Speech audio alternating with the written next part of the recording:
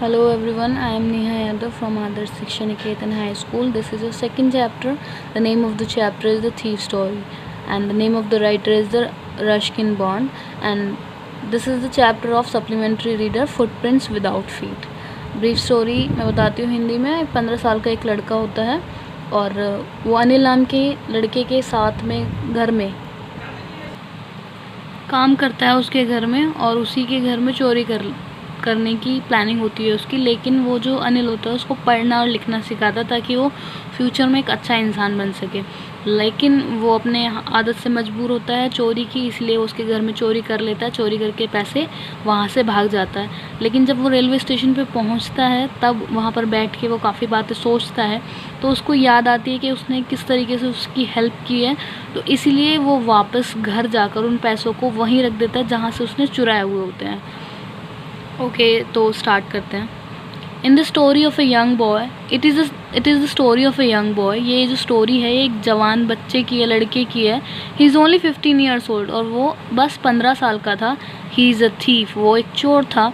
The thief himself tells the story, और जो चोर है वो खुद इस स्टोरी को सुना रहा है। मतलब कि जो राइटर हैं वो खुद वही लड़के हैं जो चोर थे।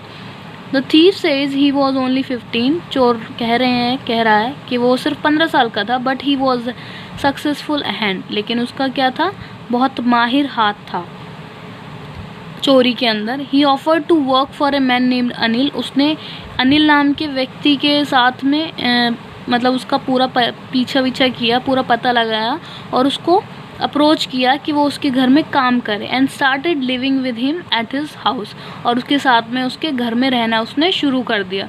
But his main purpose was to rob Anil. लेकिन उसका जो मेन पर्पस था, मेन मकसद था, वो था रॉब अनिल के घर पे चोरी करने का। Anil chose full trust in the boy.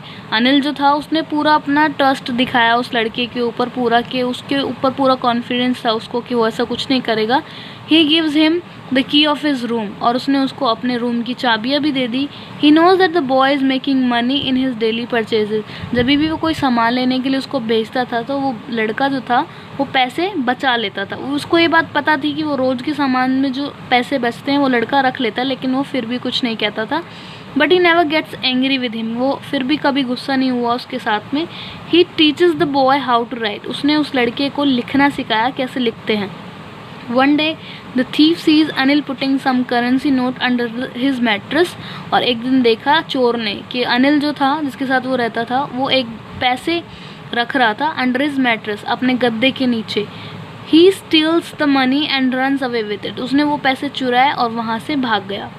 He wants to catch a train and leave the town, वो वहाँ से भागकर स्टेशन पहुँचा। वो एक ट्रेन पकड़ना चाहता था और उस शहर को छोड़ देना चाहता था।